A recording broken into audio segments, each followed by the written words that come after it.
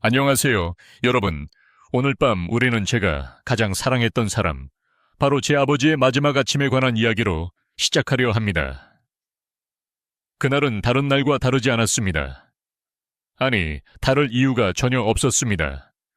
여느 때처럼 맑은 여름날이었고, 새벽 공기는 여전히 상쾌했고, 커튼 사이로 흘러들던 햇살마저 평온해 보였습니다. 하지만 그 평범함 속에 우리가 알지 못했던 운명의 파도가 숨겨져 있었지요. 아마도 당신은 살아남지 못할 수도 있다. 오늘 제가 전할 이야기들을 듣는다면 그런 생각이 들 수도 있습니다. 익숙한 일상의 루틴들이 사실은 얼마나 위험한 것인지, 우리 몸이 보내는 미묘한 경고를 얼마나 자주 무시해왔는지를 곰곰이 생각하게 될 거예요. 그럼 편안하게 앉기 전에 잠시 시간을 내어 영상을 좋아요하고 구독해주세요. 단, 제가 하는 일을 진짜 좋아하신다면요. 그리고 지금 여러분이 어디서 이 영상을 보고 계신지, 몇 시인지도 알려주세요. 댓글에 서울 오전 7시처럼 남겨주시면 더 좋겠네요. 이제 불을 끄고 부드러운 소리를 위해 선풍기를 켜도 좋습니다. 그리고 오늘 밤 우리의 여행을 시작해봅시다. 아버지는 매일 새벽 4시에 일어났습니다. 평생을 그렇게 살아오신 분이었죠. 시계가 없어도 정확히 그 시각에 몸을 일으키시곤 했습니다. 그날도 마찬가지였습니다. 저희 집은 작지만 고요한 아침이 어울리는 곳이었고, 아버지의 발소리는 알람보다 더 정확한 하루의 시작이었습니다. 그런데 그날 아버지는 침대 옆에 놓인 슬리퍼를 신으신 직후 갑자기 몸을 휘청이시더니 그게 마지막 모습이었습니다. 여보, 정신 좀 차리세요. 어머니의 절박한 외침에 놀라 일어난 저는 아직 잠이 덜 깬 채로 안방으로 달려갔습니다. 그 순간 제 인생에서 가장 잔인하게 길었던 3분이 시작되었습니다. 아버지는 이미 차가운 바닥에 쓰러져 계셨고, 저희는 무엇을 어떻게 해야 할지 몰라 발만 동동 구르고 있었습니다. 구급차가 도착하기까지의 시간이 얼마나 길었는지 모릅니다. 손끝에서 느껴지던 아버지의 천이 점점 빠져나가는 걸 느끼면서 저는 속으로 100번도 넘게 기도했습니다. 제발 다시 눈 떠주세요. 하지만 그 바람은 이루어지지 않았습니다. 응급실에서 만난 의사 선생님의 한마디가 지금도 귓가에 맴돕니다. 정말 조금만 더 조심했더라면. 그 말에 저는 붕괴했습니다. 그 조금이 뭐였을까요? 우리가 할 수 있었던 작은 준비, 작은 행동 하나만 달랐다면 결과가 달라졌을까요? 그리고 그 답을 찾기 위해 저는 지난 1년간 수많은 사례를 찾고, 어르신들과 이야기를 나누고, 건강 전문가들의 자문을 구했습니다. 그 결과 알게 된 사실은 충격적이었습니다. 아침 시간대, 특히 기상 직후는 모든 연령대 중 65세 이상의 어르신들에게 가장 위험한 순간이라는 것이었습니다. 심지어 하루 중 가장 많은 심장질환 사망자가 발생하는 시간이 바로 이 아침 5시부터 7시 사이였다는 통계도 있었지요. 그리고 이 이야기는 우리 모두에게 해당되는 이야기입니다. 언젠가는 우리도 그 시기를 맞이하게 될 테니까요. 그저 나이 들면 다 그래 라며 넘겨서는 안 되는 문제입니다. 특히 이미 고혈압이나 심장질환, 당뇨를 앓고 계신 분들에겐 매 순간이 예민한 균형 위에 놓인 것이나 다름없습니다. 젊을 때는 괜찮았어요 라고 말하는 어르신들이 많습니다. 제 아버지도 그러셨습니다.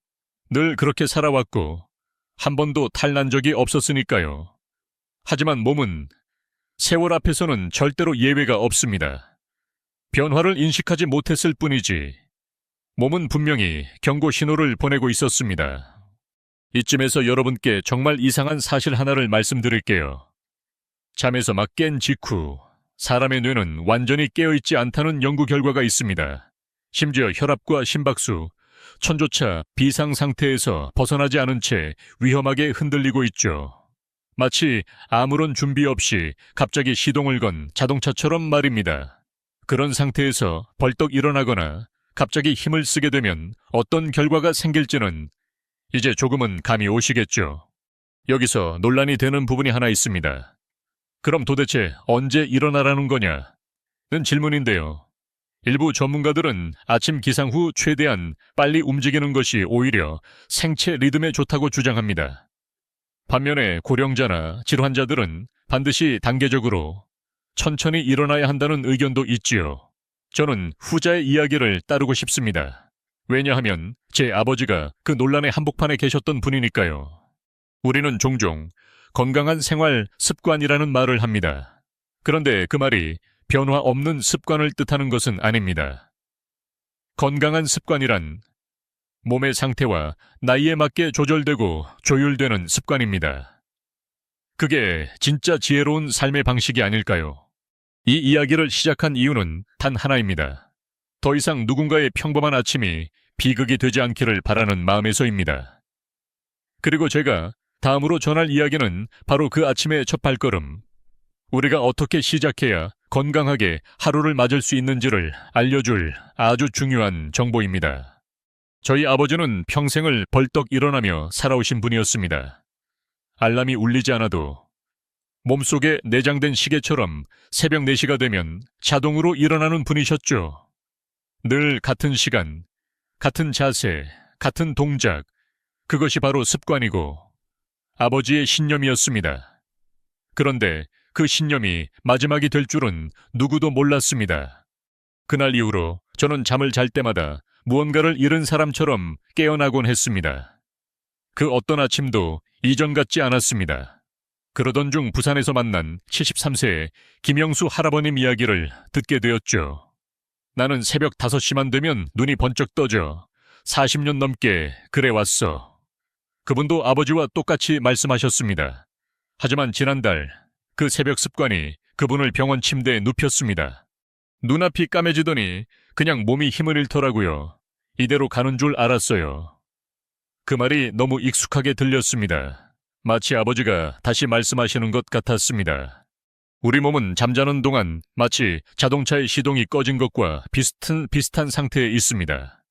특히 어르신들의 경우 자는 동안 혈압이 평균보다 2030%가량 낮아지며 심장 박동도 안정 모드로 들어갑니다. 이 상태에서 갑자기 벌떡 일어난다는 건 시동 꺼진 차를 급가속시키는 것이나 다름없죠. 젊을 때는 괜찮을 수 있습니다. 하지만 시간이 지남에 따라 혈관은 탄력을 잃고 뇌로 향하는 혈류도 느려집니다. 이런 생리적인 변화를 무시하고 일어날 경우 어떤 일이 벌어질까요? 기립성 저혈압, 어지럼증, 실신, 그리고 심한 경우 심근경색이나 뇌졸중까지도 이어질 수 있습니다. 실제로 응급실 통계에 따르면 아침 4시에서 6시 사이 어르신들의 실신 및 낙상 사고 비율이 다른 시간대보다 무려 2배 이상 높다고 하더군요. 그리고 이상하게도 대부분의 사고는 화장실로 가기 전 또는 그 직후에 발생했습니다. 한 발짝만 더 천천히 움직였더라면, 한 호흡만 더 길게 했더라면 결과가 바뀌었을 수도 있었던 거죠. 그렇다면 어떻게 해야 할까요? 아주 간단합니다. 첫째, 알람이 울리자마자 벌떡 일어나지 마세요. 일단 눈을 떴다면 침대에 누운 채로 35분 정도 여유를 가지는 것이 중요합니다. 그리고 천천히 심호흡을 해주세요. 코로 들이마시고 입으로 내쉬는 호흡을 3번 반복합니다. 이때 어깨와 목의 긴장을 풀고 손가락과 발가락을 가볍게 움직여주세요. 마치 천이 식은 자동차 엔진을 예열하듯 내 몸을 따뜻하게 깨워주는 과정입니다. 둘째, 몸을 움직이기 전에 반드시 발목과 손목을 돌려주세요. 혈액순환이 완만하게 일어날 수 있도록 해주는 아주 작은 준비 동작이지만 그 효과는 매우 큽니다. 이 동작만으로도 어지럼증이 현저히 줄어들었다는 사례가 많습니다. 셋째, 일어날 때는 옆으로 몸을 돌려 한 손으로 바닥을 짚고 천천히 상체를 일으키세요. 무릎을 구부리고 다리를 침대 밖으로 내린 후 손을 사용해 상체를 세우는 것이 포인트입니다. 절대 허리를 반동으로 휘두르며 일어나선 안 됩니다. 서울에 사시는 박명자 할머니는 이 방법을 실천한 지 한 달 만에 놀라운 변화를 경험하셨다고 합니다. 처음엔 별거 아니라고 생각했어요. 그냥 일어나는 건데 뭐가 위험하겠나 싶었죠. 근데 하루는 갑자기 어지러워서 넘어질 뻔했어요. 그때부터는 습관을 바꿨죠. 요즘은 아침이 오히려 편해요. 방 할머니의 말이 제 마음에 깊게 스며들었습니다. 우리 몸은 더 이상 젊지 않다는 사실을, 습관이 건강을 지킬 수도 있지만 해칠 수도 있다는 사실을 말이죠. 여기서 흥미로운 점은 아직 학계 내에서도 벌떡 일어나기의 안전성에 대한 논쟁이 존재한다는 것입니다. 일부 연구자들은 기상 직후 느긋한 행동은 오히려 졸림을 길게 유지하게 만든다고 주장합니다. 반면 고령자나 만성질환 환자가 겪는 이른 아침의 생리적 저하 현상에 대한 연구는 기상 직후 최소 5분간은 움직임을 제한하는 것이 안전하다고 강조합니다. 저는 이 논쟁 속에서도 한 가지는 분명하다고 생각합니다. 그 어떤 과학적 논쟁도 실제로 생명을 잃는 현실 앞에서는 무의미해진다는 것. 아버지의 경우 논문보다 훨씬 선명한 교훈을 남겨주셨습니다. 몸의 신호를 무시한 결과 그 마지막 발걸음을 되돌릴 수 없게 된 것입니다. 마지막으로 한 가지 이상한 습관을 소개하고 싶습니다. 어떤 어르신들은 잠에서 깨자마자 바로 다리를 주무르거나 배를 두드리는 동작을 하신다고 합니다. 이유를 물어보면 그냥 기분이 좋아서라고 하시는데요. 사실 이 동작은 신체 말단의 혈류를 자극해 자연스럽게 혈압을 올려주는 효과가 있다고 하네요. 몸이 알아서 위기를 피하려고 개발한 습관 같아 신기하기만 했습니다. 결국 중요한 것은 내 몸을 이해하고 그것에 맞는 방식으로 하루를 시작하는 것입니다. 벌떡 일어나는 그 5초. 그저 평범한 동작이 아니라 인생의 방향을 바꾸는 선택이 될 수 있다는 것. 바로 다음 장에서는 그 5초 이후에 이어지는 또 다른 위험. 아침 화장실로 향하는 발걸음에 대해 이야기해 보겠습니다. 아버지가 쓰러지신 장소는 침실도 아니고 부엌도 아니었습니다. 바로 그 짧은 복도, 침대에서 화장실로 가는 그 길 위였습니다. 30초도 채 걸리지 않는 거리였죠. 이 사실이 한동안 저를 더욱 미치게 만들었습니다. 왜 하필 그곳이었을까? 왜 하필 그 타이밍이었을까? 수백 번을 곱씹고 또 곱씹었습니다. 그 후 저는 아침 화장실 사고에 대한 수많은 사례를 찾아보기 시작했습니다. 충청도의 한 노인 요양병원에서는 아침 6시에서 7시 사이에 발생한 낙상 사고의 80%가 화장실 안이나 그 근처에서 발생했다고 합니다. 한마디로 아침의 첫 목적지가 화장실인 어르신들에게 그 장소는 일상의 함정이었던 셈이죠. 대전에 사시는 이정숙 할머니는 저와 비슷한 충격을 겪으신 분입니다. 그날도 평소처럼 6시에 눈을 떴고 바로 화장실로 갔어요. 그런데 기억이 거기서 끊겨요. 정신 차려보니 병원이더라고요. 의사 선생님의 설명에 따르면 이 할머니는 화장실 바닥에서 실신한 채로 발견되었고 다행히 골절은 없었지만 혈압이 위험할 정도로 급격히 떨어져 있던 상태였습니다. 이것이 바로 기립성 저혈압입니다. 잠에서 깬 직후 우리의 혈압은 낮은 상태에 있으며 화장실로 가는 그 순간 특히 힘을 주거나 앉았다 일어나는 동작이 반복되는 동안 혈압이 급강하게 됩니다. 겨울철에는 더 위험합니다. 따뜻한 침대를 떠나 차가운 화장실에 들어가는 순간 우리 몸의 혈관은 순식간에 수축하고 심장은 그 변화에 반응할 시간을 갖지 못한 채 과부에 빠지게 되지요. 이 의외로 많은 분들이 그래도 소변은 아침에 바로 보는 게 건강에 좋다는 생각을 가지고 계십니다. 저희 어머니도 그런 분 중 하나였고 아버지도 평생 그 말을 믿으셨습니다. 하지만 현실은 그렇지 않습니다. 아침 기상 직후, 특히 공복 상태에서 갑작스러운 긴장과 압박은 심혈관계에 심각한 위협을 줄 수 있다는 것이 전문가들의 공통된 경고입니다. 그렇다면 화장실을 어떻게 안전하게 가야 할까요? 가장 중요한 건 서두르지 말 것입니다. 첫째, 눈을 뜨고 5분은 그대로 침대에 앉아 있어야 합니다. 앉은 채로 천천히 손목, 발목을 돌려주고 발끝을 위아래로 움직이면서 혈류를 깨워줍니다. 복부와 허리를 가볍게 눌러주는 스트레칭도 좋습니다. 이 모든 과정을 하다 보면 몸이 준비됨을 느끼게 됩니다. 둘째, 물 한 잔을 마시는 것 아주 중요한 습관입니다. 밤새 몸속 수분이 부족해져 혈액이 점도가 높아지고 심장은 더 열심히 일을 하게 됩니다. 미지근한 물을 천천히 마셔주는 것만으로도 전신 순환이 원활해지며 장 운동도 부드럽게 유도됩니다. 실제로 대구의 박영호 할아버님은 이렇게 말씀하셨어요. 전엔 아침마다 화장실에서 어지러웠는데 이제는 물 한 잔 마시고 몸 좀 풀고 가니까 진짜 거짓말처럼 괜찮아요. 셋째, 화장실에 가기 전 집안을 가볍게 걸으세요. 화장실까지 직행하지 말고 거실 한 바퀴 또는 방 안을 천천히 왕복하는 것만으로도 혈액순환이 개선됩니다. 괜히 돌아다니라고 하실 수도 있겠지만 이 동작이야말로 혈압 안정에 가장 큰 역할을 합니다. 서울의 어느 요양센터에서는 아침 10분 걷기 도입 이후 낙상 사고 발생률이 절반 이하로 줄었다고 하더군요. 그리고 여기서 아주 흥미로운 연구 결과를 하나 말씀드릴게요. 화장실 타일 온도가 실신 유발 확률에 영향을 미친다는 연구입니다. 겨울철에 찬바닥이 발바닥의 혈관을 급격하게 수축시키며 이로 인해 뇌로 가는 혈류가 순간적으로 제한되어 실신을 유도할 수 있다는 설명이었죠. 대안으로는 슬리퍼 착용이나 바닥 난방 조절, 방한, 양말 착용 등이 있습니다. 이 모든 예방책을 통해 우리 가족은 어머니의 아침 루틴을 완전히 바꾸었습니다.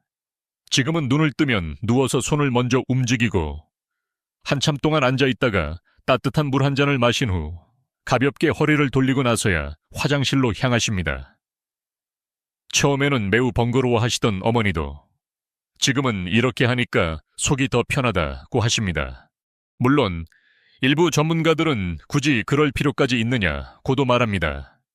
특히 활동적인 60대 초반이나 건강 수치가 좋은 분들은 비교적 덜 민감할 수도 있습니다. 하지만 저는 그렇게 생각하지 않습니다. 예방이라는 건 확률이 아닌 가능성을 줄이는 일이니까요. 1%의 위험도 줄일 수 있다면 충분히 의미 있는 변화라고 생각합니다. 마지막으로 아주 엉뚱한 이야기 하나 전해드릴게요. 어느 실버타운에서 아침마다 화장실 명상 음악을 틀어놓는다는 이야기를 들었습니다. 이유는 간단합니다. 긴장을 줄이고 리듬을 천천히 만들기 위해서죠. 웃기지만 효과는 분명했습니다. 음악 덕에 급하게 움직이는 어르신들이 줄었고 응급 호출도 눈에 띄게 감소했다고 하니 말입니다. 결국 우리는 모두 늙어갑니다. 그러나 어떻게 늙어갈 것인가는 우리의 선택입니다. 매일 아침 평범해 보이는 화장실까지 그 짧은 거리조차도 생명을 위협할 수 있다는 사실을 잊지 마세요. 그리고 이 이야기는 아직 끝이 아닙니다. 다음으로 말씀드릴 위험한 아침 습관은 어쩌면 가장 익숙하면서도 가장 흔히 간과되는 것입니다. 바로 찬물 세수입니다. 아버지가 평생 지켜온 또 하나의 루틴은 찬물 세수였습니다. 그는 언제나 그랬죠. 여름이든 겨울이든 욕실 문을 열고 찬물을 퍼올려 얼굴을 박박 씻어냈습니다. 그래야 정신이 번쩍 들지라는 말이 입버릇이었고 저 역시 그 말에 반박하지 않았습니다. 그런데 지금은 압니다. 그 행동이 얼마나 위험한 것이었는지. 그는 세수를 하고 10분도 채 지나지 않아 쓰러졌습니다. 우리는 당시엔 그게 단순한 우연이라고 생각했지만 수많은 자료와 사례를 뒤져본 끝에 그 세수가 방아쇠가 되었을 가능성이 높다는 걸 알게 되었죠. 인천에 사시는 최병철 할아버지도 같은 경험을 하셨습니다. 정신이 확 드는 게 좋았어요. 그래서 늘 찬물만 썼죠. 근데 어느 날은 갑자기 가슴이 너무 아픈 거예요. 숨이 막힐 정도로요. 결국 병원에서 협심증 진단을 받고 의사는 단호하게 말했습니다. 얼굴에 찬물을 갑자기 끼얹는 행동이 심장에 큰 부담을 줍니다. 이유는 명확합니다. 얼굴에는 수많은 미세혈관이 분포해 있고 찬물은 이 혈관들을 단숨에 수축시킵니다. 아침 시간은 원래 혈관이 가장 수축된 시간대이기 때문에 찬물로 세수하는 순간 그 충격은 몇 배로 작용하죠. 고혈압, 협심증, 심근경색 병력이 있는 분들에게는 심각한 리스크입니다. 심지어 놀라운 연구 결과도 있습니다. 겨울철 아침 시간대 심근경색 발생률은 다른 계절보다 약 30% 높으며 그중 상당수가 세수 혹은 샤워 직후 발생했다고 합니다. 의학계에서는 이를 아침 혈관 수축 반응이라 부르기도 하죠. 하지만 여전히 많은 분들이 말합니다. 그럼 뜨거운 물로 하면 피부 늘어지잖아. 찬물로 해야 개운하지. 저 역시 그런 말을 수도 없이 들었습니다. 심지어 어떤 분은 그렇게 살다 죽는 게 차라리 낫다고 하시더군요. 이해는 갑니다. 습관은 신념이 되기 쉽고 신념은 바꾸기 어려우니까요. 하지만 아침 세수가 심장마비를 유발할 수 있다는 사실 앞에서 그 신념은 과연 지켜야 할까요? 그래서 우리는 대안을 마련해야 합니다. 첫째, 세수는 반드시 미지근한 물로 하세요. 수돗물이 차가운 계절에는 물을 받아두거나 따뜻한 물과 섞어 사용해야 합니다. 얼굴에 닿는 물의 온도는 1000에 가까울수록 좋습니다. 둘째, 세수를 시작하기 전 손으로 물 온도를 확인하세요. 단순하지만 많은 분들이 생략하는 과정입니다. 특히 겨울철에는 초기 수돗물이 극도로 차가움으로 주의가 필요합니다. 셋째, 세수는 부드럽게 갑자기 얼굴에 물을 끼얹기보다는 손바닥에 물을 받아 부드럽게 쓰다듬듯 세수하세요. 충격을 줄이기 위한 방법입니다. 넷째, 세수 전 간단한 목과 어깨 스트레칭을 해주세요. 혈액순환을 유도하고 신체의 긴장을 완화하는 데 도움이 됩니다. 거울 앞에서 고개를 천천히 돌리는 것만으로도 차이를 느끼실 겁니다. 강원도 원주의 한 실버타운에서는 이 방법들을 캠페인으로 정리해 아침 세수 4단계를 매일 아침 안내방송으로 송출하고 있다고 합니다. 그 결과 겨울철 응급 상황이 눈에 띄게 줄었다는 보고도 있었죠. 그리고 이쯤에서 이상한 이야기 하나 전해드릴게요. 어떤 마을에서는 아침마다 찬물 세수를 하지 않으면 복이 달아난다는 미신이 있다고 합니다.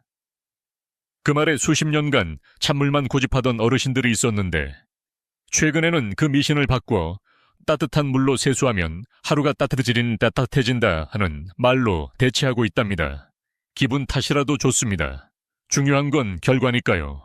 물론 전문가들 사이에서도 논쟁은 여전히 있습니다. 일부 피부과 전문의들은 미온수 세수는 모공 청소가 불안전하다고 주장하기도 하죠.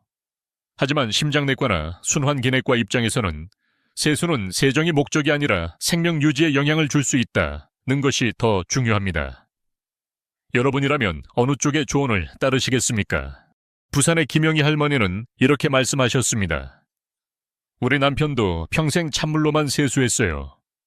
그러다 겨울에 욕실에서 그냥 쓰러졌지요. 그 후로 나는 절대 찬물 안 써요. 그분의 표정엔 미련보다 후회의 그림자가 더 짙었습니다. 저는 그 말이 남의 일 같지 않았습니다.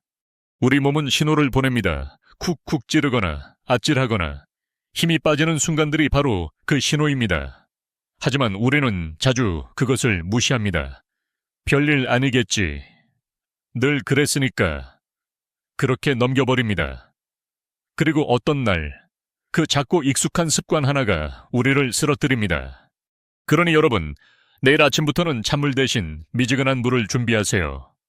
거울 앞에 서기 전에 한 번쯤 목을 돌려보세요. 아무렇지 않아 보이는 그 세수 하나가 여러분의 하루뿐 아니라 생명을 지켜줄 수 있다는 사실을 꼭 기억해 주세요. 그리고 아직 끝이 아닙니다.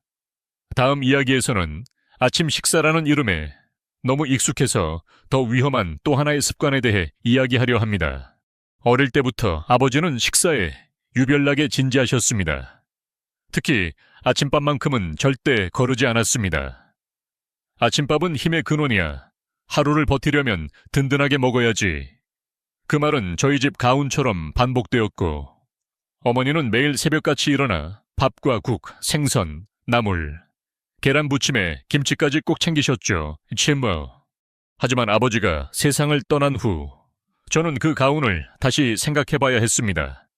정령 아침밥이 늘 든든해야만 했을까요?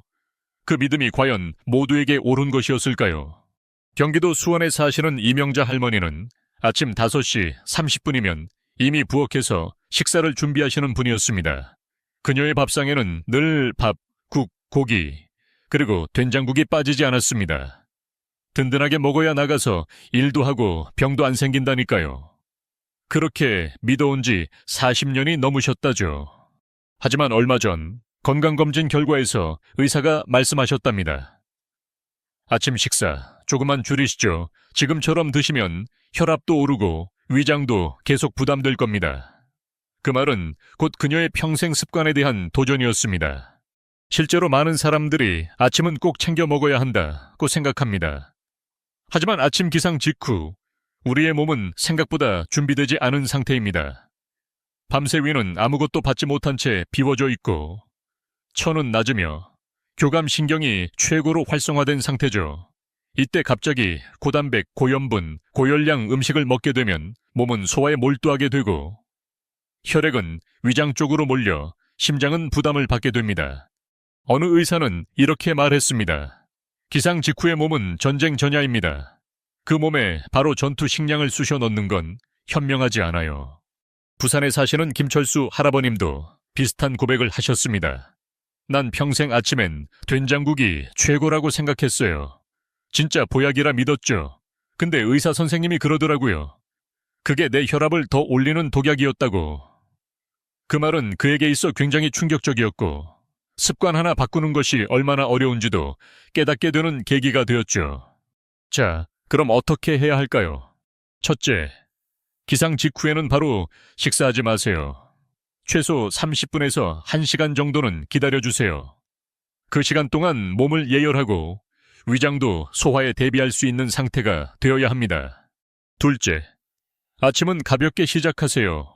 미지근한 물 한 잔으로 위장을 깨우고 바나나 한 조각이나 삶은 달걀 하나 또는 미음처럼 부드러운 음식으로 입맛을 여는 것이 좋습니다. 어떤 분들은 오트밀이나 으깬 고구마를 추천하기도 합니다. 이 모든 음식은 위에 자극이 덜하고 흡수가 부드럽습니다. 셋째, 음식의 온도에 주의하세요. 찬밥, 찬국, 찬반찬. 이런 음식은 위장에 큰 스트레스를 줍니다. 음식은 반드시 따뜻하게 최소한 미지근하게 데워 드세요. 소화 효소도 따뜻할 때 가장 활발히 작용합니다. 넷째, 음식을 꼭꼭 씹어 드세요. 한 입에 수십 번 이상, 최소한 그 정도는 씹어야 합니다. 그렇게 하면 소화 부담은 줄고 포만감은 올라가죠. 서울의 한 노인복지센터에서는 아침마다 20번 씹고 1번 넘기기 캠페인을 진행 중이라 하더군요. 효과는 아주 좋답니다. 그럼에도 불구하고 논란은 있습니다. 일부 연구자들은 아침을 거르는 것이 오히려 혈당을 안정시키는 데 도움이 된다고 주장합니다. 반면 다른 연구에서는 아침 식사를 통해 뇌 기능과 집중력이 높아진다고 강조하죠. 어느 쪽이 맞을까요? 저는 이렇게 생각합니다. 무엇을 먹느냐보다 언제 어떻게 먹느냐가 핵심입니다. 대전의 한 노인복지관에서는 아침 식사 방식만 바꿔도 삶의 질이 달라졌다는 보고가 있었습니다. 어르신들은 예전에는 밥 먹고 나면 속이 더부룩했는데 지금은 더 가볍고 하루가 편해졌어요. 라고 말하셨습니다. 그리고 여기서 이상한 이야기 하나 더. 어느 시골 마을에서는 아침밥을 바닥밥이라 부른다고 합니다. 이유는 바닥에 앉아 천천히 오래 먹는 밥이라는 뜻에서 시작되었다는데 실제로도 이 마을에서는 아침을 30분 이상 천천히 먹는 게 전통이랍니다. 이런 식사 방식이 결국 어르신들의 장수 비결이 아닐까 싶더군요. 저희 어머니도 지금은 완전히 식사 습관을 바꾸셨습니다. 예전에는 갓 지은 밥과 국으로 상을 차리셨지만 요즘은 미지근한 죽이나 삶은 야채를 먼저 드시고 간단한 국물 한 숟가락을 나중에 추가하십니다. 그녀는 이렇게 말합니다. 이젠 아침이 더 부담스럽지 않아. 그냥 자연스럽게 하루가 시작돼. 그 말이 저는 얼마나 고마운지 모릅니다. 우리가 믿어온 든든한 아침은 사실 나이 들어서는 부담이 될 수 있습니다. 그러니 내일 아침 습관처럼 수저를 들기 전에 한번 물어보세요. 지금 내 몸 준비됐나? 그리고 다음 장에서는 우리가 아침마다 무심코 마시는 그 음료에 대해 말씀드리겠습니다. 당신의 하루가 시작되기 전 위장에 떨어지는 그 한 모금이 어떤 파장을 일으킬 수 있는지 아시면 아마 커피잔을 내려놓게 되실 겁니다. 아침 식사가 끝나면 대부분의 어르신들이 자연스럽게 손을 뻗는 것이 있습니다. 바로 음료수입니다. 식혜 수정과 커피 혹은 숙취 해소 음료 한 캔. 건강에 좋다고 믿으며 수십 년간 마셔온 익숙한 음료들이죠. 심지어 어떤 분들은 아침에 한 병 안 마시면 기운이 안 나 라고까지 말씀하십니다. 그러나 아버지가 돌아가신 후 저는 이 평범한 습관이 얼마나 위험할 수 있는지를 처음 알게 되었습니다. 춘천에 사시는 박영수 할아버님은 30년 넘게 공복에 식혜 한 병을 마셨다고 합니다.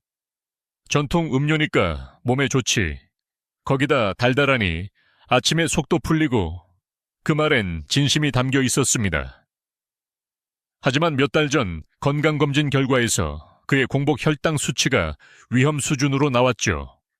원인은 바로 아침 공복에 마시던 그 식혜 한 병이었습니다. 부산에 계신 김순자 할머니도 마찬가지였습니다. 매일 아침 피로회복 음료 한 캔에 커피 반 잔, 이게 내 루틴이었지. 근데 어느 날부터 속이 쓰리고 가슴이 답답하더라고. 병원에 갔더니 위염과 식도염이 진행되어도 있었고, 의사는 단호하게 말했습니다. 공복에 마시는 음료들이 위를 망가뜨리고 있습니다. 왜 그런 걸까요? 공복 상태의 위는 굉장히 민감하고 예민합니다. 위산 농도는 밤새 축적되어 있고 점막은 얇고 건조한 상태입니다. 이 상태에서 자극적인 음료나 찬 음료, 고당분 음료를 마시면 위벽은 급격히 자극을 받아 위염, 식도 역류, 심지어 위출혈로 이어질 수 있습니다. 대표적인 위험 음료가 무엇일까요? 첫째, 커피입니다. 커피 자체가 나쁜 건 아닙니다. 문제는 언제 마시느냐입니다. 공복 상태에서 커피를 마시면 위산 분비가 촉진되어 위 점막을 손상시킬 수 있고, 특히 속쓰림과 심장 두근거림을 유발하기 쉽습니다. 게다가 카페인은 이뇨작용을 촉진해 아침 수분 부족을 더 악화시킵니다. 둘째, 달달한 전통 음료들입니다. 식혜, 수정과 유자차처럼 당분이 높은 음료는 공복 혈당을 급격하게 상승시키고 인슐린을 과다 분비하게 만듭니다. 이로 인해 일시적인 저혈당 증상이 나타날 수도 있으며 당뇨 환자에게는 더욱 치명적입니다. 셋째, 찬 음료입니다. 아침에 냉장고에서 꺼낸 찬물 한 컵, 시원하게 들이키는 분들이 많습니다. 그러나 찬 음료는 천을 급격히 낮추고 혈관을 수축시켜 심장에 부담을 줄 수 있습니다. 특히 고혈압이나 심장 질환이 있는 분들에게는 아침에 찬물 한 잔이 쓰러지는 계기가 되기도 합니다. 이쯤에서 저는 한 가지 이상한 사례를 떠올립니다. 강원도 어느 마을에선 아침엔 얼음 띄운 식혜가 최고다라는 전통이 있었다고 합니다. 그런데 그 마을의 보건소에서는 최근 3년간 위장 질환 환자가 급증했고, 조사를 해보니 대부분 공복에 찬 음료를 마시는 습관을 갖고 있었더랍니다. 이 전통이 결국 건강을 해치는 미신이 되어버린 셈이지요. 그렇다면 아침에는 무엇을 마셔야 할까요? 첫째, 미지근한 물이 최고입니다. 천과 비슷한 온도의 물은 위장을 자극하지 않으며 수분을 가장 효율적으로 보충해줍니다. 또한 전신 순환을 부드럽게 열어주며 장 운동을 촉진하여 자연스러운 배변을 유도합니다. 둘째, 따뜻한 보리차나 현미차도 좋습니다. 이들은 카페인이 없고 위장에 자극이 적으며 항산화 성분도 포함되어 있어 건강에 유익합니다. 셋째, 레몬 한 조각 혹은 배 슬라이스를 넣은 따뜻한 물도 추천드립니다. 과도한 당분 없이 향을 즐길 수 있고 기분 좋은 산뜻함으로 아침을 시작할 수 있죠. 서울의 한 실버타운에서는 모든 어르신들의 식당에 미지근한 물을 기본 제공하고 커피나 전통 음료는 식후 1시간 이후로 제한한다고 합니다. 그 결과 소화기계 질환 진료 건수가 절반 이하로 줄었다는 보고도 있었죠. 전문가들 사이에서도 이 부분에 대한 논쟁은 있습니다. 일부 영양학자들은 아침 공복에 과일 주스를 마시는 것이 좋다고 주장하기도 합니다. 하지만 그것도 소량일 경우에 하나며 대부분의 경우에는 자극을 피하는 게 우선이라는 의견이 우세합니다. 저희 어머니는 지금 아침마다 따뜻한 밀크슈커, 따뜻한 보리차를 마십니다. 예전에는 항상 커피부터 줘 하시던 분이셨는데 이제는 오히려 제가 아침에 정신없을 때 따뜻한 물 한 잔 마셨니? 하고 묻곤 하시죠. 몸이 달라졌다고 하시고 속이 편하니 하루가 다르다고 하십니다. 마지막으로 저는 한 가지 작은 농담처럼 들리는 말을 여러분과 나누고 싶습니다. 아침에 마시는 한 잔이 하루를 망칠 수 있다면 그건 술이 아니라 식혜일 수도 있다. 웃기지만 사실입니다. 자, 내일 아침엔 여러분의 찬장을 다시 들여다보세요. 손이 가는 그 캔 하나, 병 하나가 정말 내 몸을 위한 것인지. 그리고 오늘 밤 우리는 마지막으로 마음의 평화, 바로 스트레스라는 아침의 마지막 적에 대해 이야기할 것입니다. 모든 준비가 끝났다고 생각했을 때 정작 가장 중요한 걸 놓치고 있었다는 걸 깨닫는 순간이 있습니다. 몸을 천천히 깨우고 따뜻한 물을 마시고 미지근한 세수로 하루를 시작하고 위에 부담 주지 않는 식사를 했더라도 그 모든 노력을 송두리째 무너뜨리는 마지막 복병이 있었죠. 바로 아침의 스트레스입니다. 제가 그걸 처음 실감한 건 아버지가 돌아가신 지 몇 달 지나서였습니다. 아침이 되면 어머니가 늘 표정이 굳어 있었습니다. 물 한 잔을 마시며 텔레비전을 켜고 뉴스를 보기 시작하면 금세 한숨을 쉬고 눈썹을 찌푸리셨어요. 오늘 또 무슨 사고래? 아이고, 저 정치인들 또 싸우네. 그러더니 갑자기 혈압약을 찾으시고 머리를 감싸주며 심장이 콩닥거린다고 하시더군요. 수원에 사시는 장명자 할머니도 비슷한 습관을 갖고 계셨습니다. 아침엔 뉴스부터 봐야지 세상이 어떻게 돌아가는지 알아야 하니까. 하지만 그녀는 점점 아침마다 가슴이 답답하고 속이 울렁거리는 증상을 호소했고 결국 병원에서 의사 선생님이 한마디 하셨습니다. 할머니, 뉴스보다 명상부터 하세요. 이게 과연 의학적으로 말이 될까요? 놀랍게도 과학은 그 말에 고개를 끄덕입니다. 우리 몸은 아침에 일어나자마자 코르티솔이라는 스트레스 호르몬이 가장 높게 분비되는 시간대를 맞이합니다. 이것은 신체를 각성 상태로 만들고 하루를 준비시키는 데 필요한 자연스러운 반응입니다. 하지만 이때 외부 스트레스 요인이 더해지면 혈압이 급상승하고 심박수는 불규칙해지며 위산이 과다 분비되기 시작하죠. 특히 고혈압, 협심증, 불면증, 우울증이 있는 분들에게는 치명적일 수 있습니다. 그렇다면 아침 스트레스를 어떻게 막을 수 있을까요? 첫째, 뉴스, 문자. 전화는 최소 1시간 뒤에 접하세요. 아침 첫 시간은 마음의 온도를 설정하는 시간입니다. 좋지 않은 뉴스나 가족 걱정, 업무 부담은 나중에 접해도 늦지 않습니다. 둘째, 깊고 천천히 호흡하세요. 심호흡은 뇌에 산소를 보내 스트레스를 줄이고 교감신경을 안정시켜줍니다. 코로 4초간 들이쉬고 입으로 6초간 내쉬기를 3회 반복해보세요. 생각보다 큰 효과가 있습니다. 셋째, 창밖을 보세요. 햇살, 나무집, 지나가는 사람들, 짧게라도 창을 여는 것만으로도 마음이 느긋해집니다. 지금 이 순간 나는 살아있다. 는 걸 느끼는 게 중요합니다.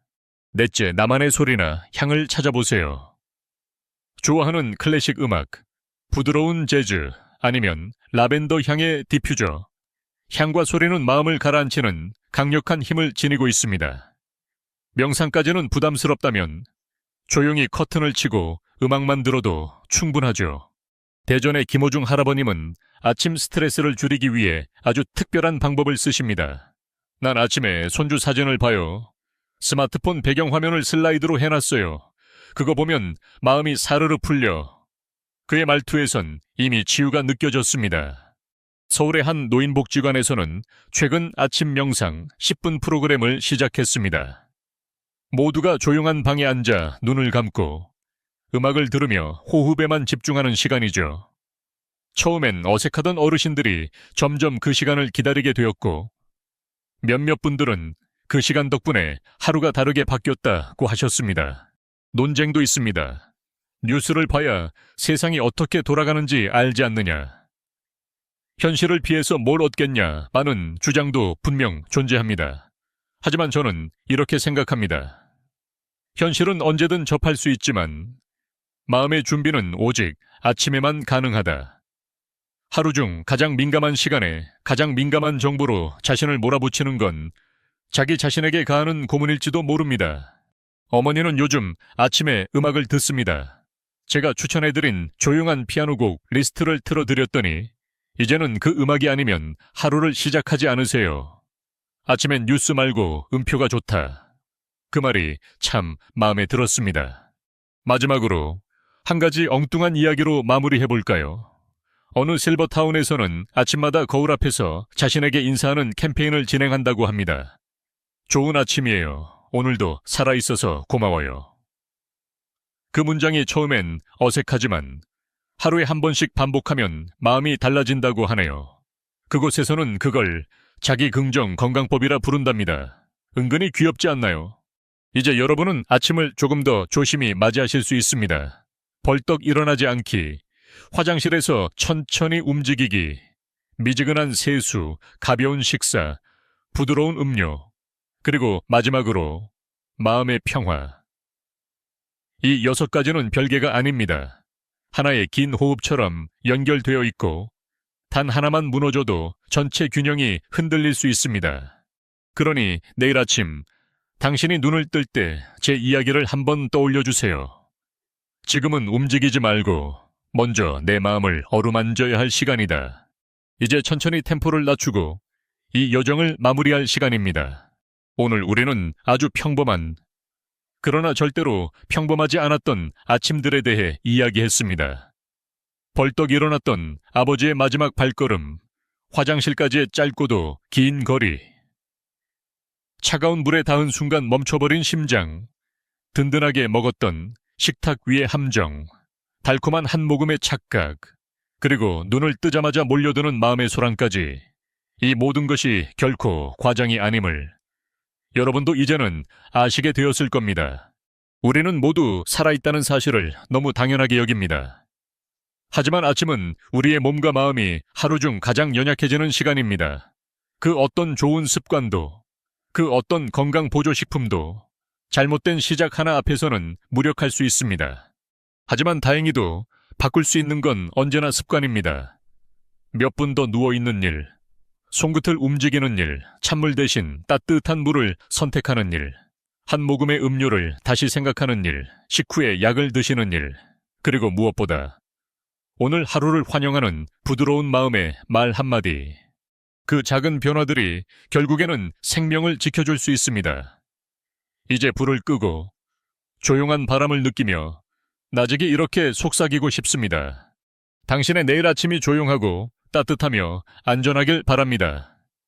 그리고 이 이야기들이 단 한 사람의 하루라도 더 평화롭고 건강하게 만들 수 있다면 오늘 밤 우리는 함께 아주 소중한 일을 해낸 셈입니다. 여러분, 오늘도 함께 해주셔서 감사합니다. 구독과 좋아요, 그리고 당신이 사랑하는 사람들과 이 이야기를 나눠주세요.